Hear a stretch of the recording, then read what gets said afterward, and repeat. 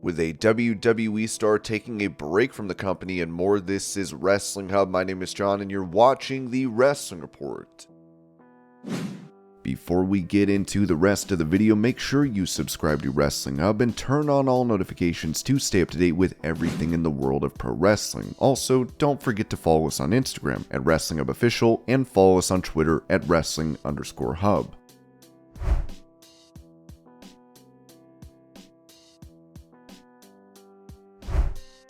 Talking about all the changes that have come to WWE, including the return of Vince McMahon, John Morrison told Denise Salcedo, "First of all, it seems crazy, right? Change is crazy. Can't believe it all. Vince left, Vince is back, Hunter's in charge. Without getting into the nitty-gritty of everything, it seems crazy until you think about things historically. In that frame, it's not that crazy, because that's what happens to civilizations, to businesses, specifically the wrestling business. When Vince McMahon started it, basically he put a whole bunch of territories out of business, got a national TV deal, and built WWF at the time up to what it is today. That came out of turmoil, and turmoil is what happened with WCW and WWF. In the race back then between those two companies, WWF won. Now AEW is on the map. Now Vince is back and he might sell the company to Saudi Arabia. It's chaotic, it's interesting. I think it's part of the intrigue of the business.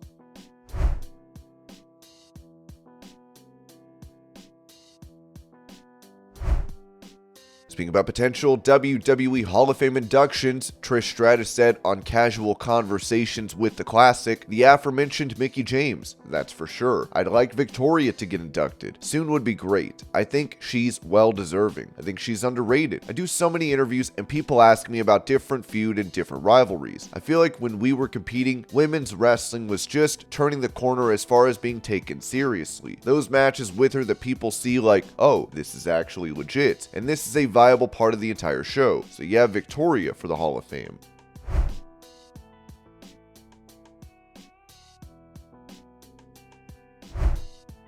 For an interview with Fightful, Taya Valkyrie talked about finding a new pro wrestling promotion to work for, saying, "I'm still a free agent. That's because I've just been having a really good time. I'm going everywhere, like you said, and working consistently with all of these companies. I've mentioned this before, one of my goals for this year is really finding where I want to be for a long period of time. So when the time comes, when it's the right fit, that's definitely something I'm going to be looking into. But for now, I'm having a really good time working everywhere and meeting all these different people and working with different producers and working with different wrestlers and exploring the world of professional wrestling again."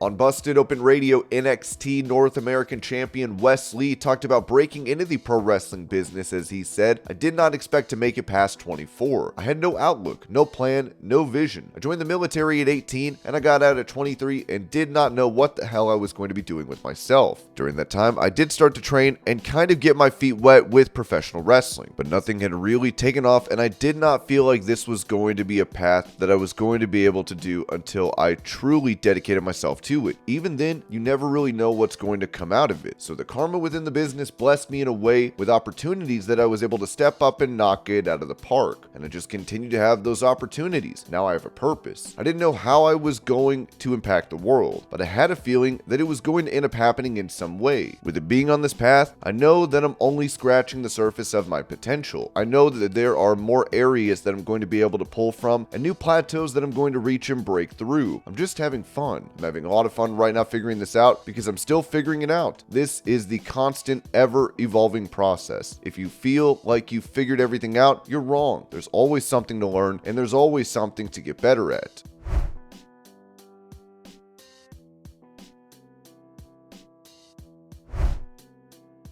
Speaking about possibly having his brother at WrestleMania 39, Cody Rhodes told Inside the Ropes, "Dustin Rhodes and I have a very unique relationship. It's almost like we're at our optimum, at our peak as brothers when we're together in the ring. I think we've both settled on the idea that A, we never want to tag team with each other ever again because as much fun as we had, we were at each other's throats. We were at a point where I love my brother so much, and as I get closer to this, I think about him every day. I really do, and that would be special. It would. It would take some people getting along to agree."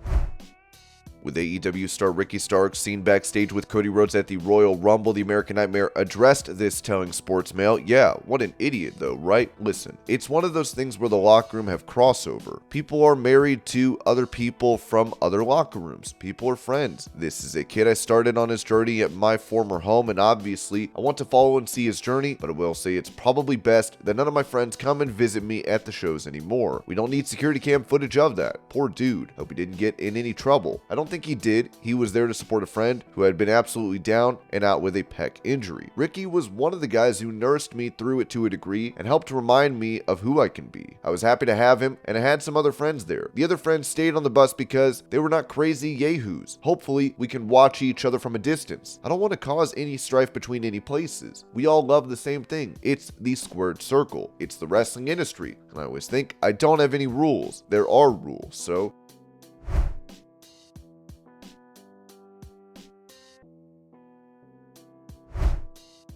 on the two-man Power Trip podcast, Samu touched on his son Lance Anoa'i potentially being added to the Bloodline in WWE, saying, "I'm just proud to be able to watch these kids do their thing. I'm hoping one day they'll smarten up and put my son in there too, Lance. He's been busting his ass. He's been in the ring since he was 5 years old. Everyone's got their turn. He's still in the shadows waiting for his turn."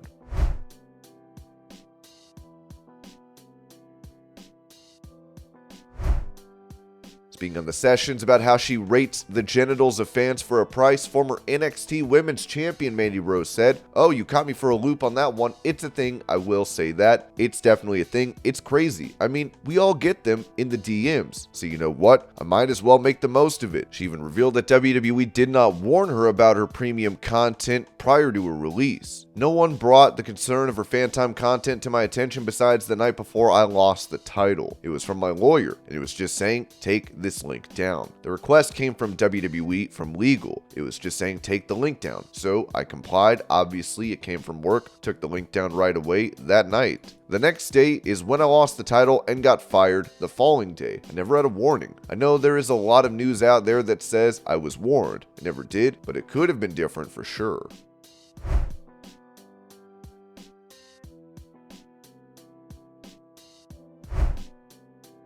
When asked about possibly returning to WWE, Chris Masters told SoCatch that, "I don't ever feel like I'm coming back to WWE full time. For me, it would be great to just come back to the Rumble to sort of make amends with certain people in the company, but to also show the WWE Universe the polished performer that I've become."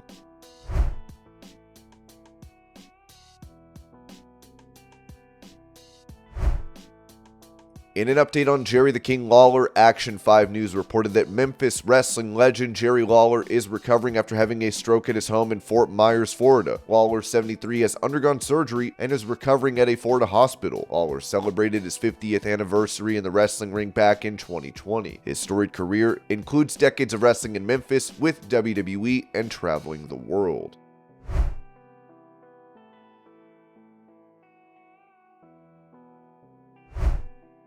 Recalling the Anarchy in the Arena match he was involved in, Angelo Parker revealed on the Swerve City podcast that, "So that one was, Anarchy in the Arena was nuts, and Blood and Guts was crazy, but like, man, I thought I was very close to passing away in that match. I bled so much. I had stopped bleeding at that point when I was hanging upside down, finally, and then I started doing that hanging upside down thing, and I'm just looking down, and I'm just seeing it pouring out."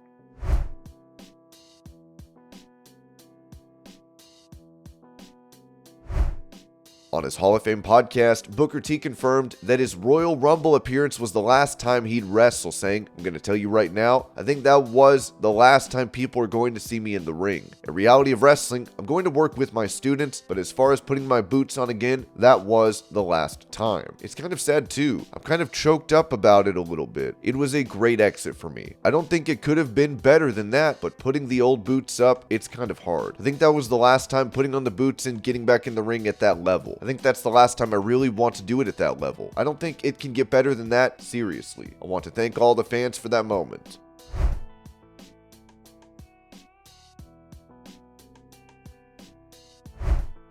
Touching on FTR's relationship with the Young Bucks, Dax Harwood noted on his podcast that it felt like we were the backdrop. I felt that the company was everything that he had been promised. I think I told you this when we were talking about our debut when we come in. We were promised that the tag team division was going to be built around these two teams, and I felt that it wasn't being built around us. I felt that we were lied to at the time. I felt that we were being lied to, and I think that my relationship with Tony got even more strained. I felt that the relationship with the Bucks completely deteriorated because of that. Look, dude, I'm here right now on this podcast telling you and the world that I take the blame for that. I take the blame for it because I shouldn't have taken wrestling so seriously.